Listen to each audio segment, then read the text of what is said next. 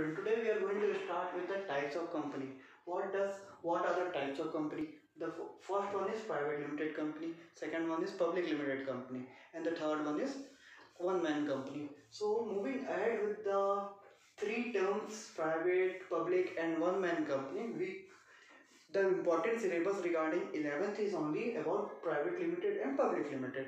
One man company just came into existence in the Companies Act 2013. They have been revised. They have been converted into a new form. Okay. So moving ahead, we are here with the source of difference: private limited company, public limited company. So what are the source of difference? Minimum paid up capital, which is an accurate definition, will be given.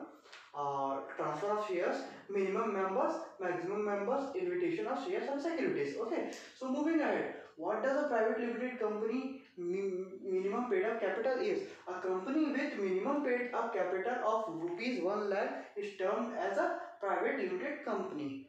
Okay. Moving ahead with the public limited company. Companies which are not private companies, they are called public companies, public limited companies, or you can say.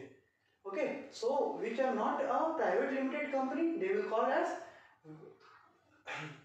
public limited company, and private limited company are those companies which have minimum paid up capital of 1 lakh. Okay, moving ahead, transfer of shares. Here the transfer of shares is restricted. Okay, but in this public limited company, there is no restriction regarding the share of transfer.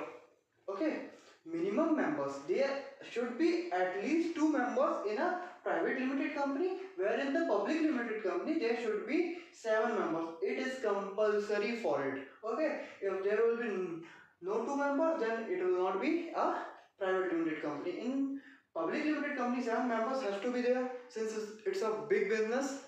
And maximum number members are here involved is 200 members. Maximum which can be involved is 200. Okay, and here it has no limit. In public limited company you can have 1000, 2000, 3000, 4000. That does not matter for a public limited company. Moving ahead with the last point, invitation of shares and securities. What does invitation of shares and security means? Okay, invitation means giving shares to the general public, or subscribing the shares to a general public.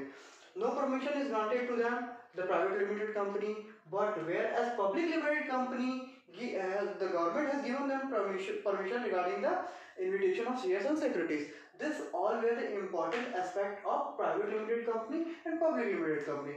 They are a mode of a business. Okay, if the business is little small, you can have a private limited company where the government interference is there, that is a public limited company. In this, the government interference is not there, in this government interference is there. Okay, so public limited company are important aspects. So the members we can see here, no limit is here. Okay, there can be a lot of members in this, but in this it has a limited of 200 members.